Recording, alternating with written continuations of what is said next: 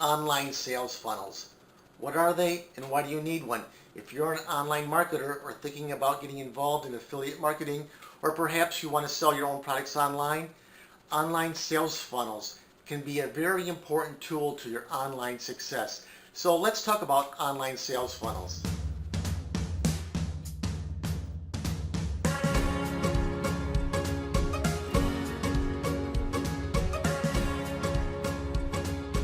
All right, welcome back to the Online Sales Funnels Review. This is going to be a quick overview of an online sales funnel. It's not going to be a very in-depth step-by-step training on online sales funnels. Depending on where you see this video, there may be a resource link somewhere around this video if you have an interest of more advanced training. But anyway, so moving on, what you're looking at right here is a pictorial representation of an online sales funnel. And basically what an online sales funnel is, it's an online process of moving a potential customer through the sales process, introducing them to a lower price point product in the beginning. It could be a free product, it could be a free ebook, it could be a YouTube video. It's a lower price point to get the customer interested in whatever you're offering, and then once they enter the funnel, the customer is introduced or offered more expensive services or products as they move along through the funnel. And when the customer exits the funnel, you'll know who bought expensive products, who bought no products, who bought the least expensive products, and that way you can segmentize your customers or your potential customers in groups, and you can communicate to them in different ways through email to present them of the products in the future. So basically, let's take a look at this image closer. So this upside down triangle represents the sales funnel or the online process of bringing the customer from the beginning of your sales funnel through the end. And where you see traffic here, that represents people. And these people will be coming from wherever you'll be driving the people or the traffic yourself. They'll be coming from, let's say, social media or emails or YouTube. However you decide to drive the traffic to your sales funnel, they will be considered traffic. And then the traffic will be introduced to what you can call it your bait offer or your initial offer. As I mentioned, it could be like a free offer, it could be a free ebook, it could be a free video, something to get the potential customer interested in what you're offering. And usually in the beginning of your sales funnel, you don't offer a real expensive product up front because not everybody can afford expensive products, right? But more people can afford more lower price products. So you put your lower price product first, and then when the customers enter into your funnel, the people that can afford more expensive products will move through your funnel and buy more and more expensive products as they progress through your funnel. And that way you can monetize your traffic much better. So looking at this pictorial image here, your traffic comes in and looks at the bait offer or takes the bait offer, which I mentioned can be something free or a free ebook or something like that.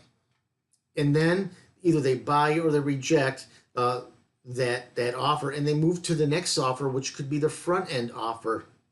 This could be a little bit higher price point. Now, the exact dollar amounts is irrelevant. It all depends on what type of funnel you're building or what type of products you are building.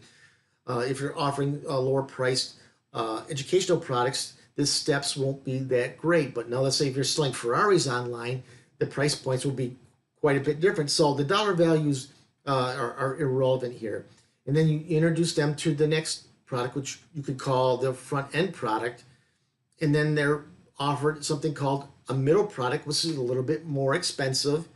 And then they're offered usually the more expensive product or the back end offer at the very end. And then your customers come out the back of the funnel. And when the people exit your funnel, you'll be able to communicate to each person differently. As I mentioned, you'll know who bought what products at what price point, and that way you can communicate to those people in different ways.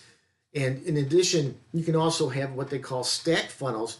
Once customers come through your initial funnel, you can separate the people who have an interest in buying more expensive products than the people from buying lower products, and you can send those people off to another funnel at another time, or through an email. You can give them a link, and then they can enter into a different funnel. But basically, that's the sales funnel in a nutshell. It's sort of like, let's say if you go into a burger place and you order a cheeseburger, and you just come in and you just want to buy a cheeseburger. Usually the person behind the counter will ask you, well, do you want to supersize that? Do you want to add fries? Do you want to add a drink? What they're kind of doing, what you're experiencing there, is you're seeing a little sales funnel. They're trying to bring you through this sales ladder to make you a more profitable customer to the company. So basically that's what you do with these sales funnels, is you set up a sales funnel and you offer your lower priced products up front. But now let's say if you're new to affiliate marketing, don't get hung up and thinking about, well, I don't know how to build sales funnels. I don't know anything about sales funnels. I don't know anything about websites. Don't worry about that. If you're an online marketer who's just starting in the business, the products that you pick usually will have a funnel built in there. And one second here. Sorry. A lot of talking and a lot of videos today. So a lot of your funnels, or a lot of the products that you look at, may already have a funnel built in. And that's another important point. So let's say if you go to ClickBank or JVZoo to find a product to promote, you're going to want to look closely and see if that product you're going to promote has back-end offers or has a sales funnel behind it. Because let's say if you pick a product that's a lower price product, $49 or $29, and it doesn't have a back-end offer, it's going to be very difficult for you to be profitable. It may cost you a certain amount of money to get traffic through your funnel, and you may not be able to be profitable by just having one product up front. So that's why you want to have like a sales funnel to bring people through that sales process to monetize your traffic much better. And sometimes with your sales funnel, you may know right up front you're going to lose money on your front offer. Let's say you offer a book with free shipping. Now the book may cost you a little bit of money to print up, and you may lose money on it, but you may know on average you make more money on the back end. So if you go to JVZoo or ClickBank or wherever, when you look at the products to promote that you're going to pick, make sure you can find something that has a very good back end offer. It may say $29 profit to you from ClickBank if you sell a certain product, but they may have a lot more back end, and your profit may be a lot larger on the back end. So basically that's the sales funnels in a nutshell. Is you funnel people from the very beginning from a lower price point product, and you step them through higher and higher price points as they go through your sales ladder to monetize your traffic much better. So basically that's it, and I'll see you in the next video.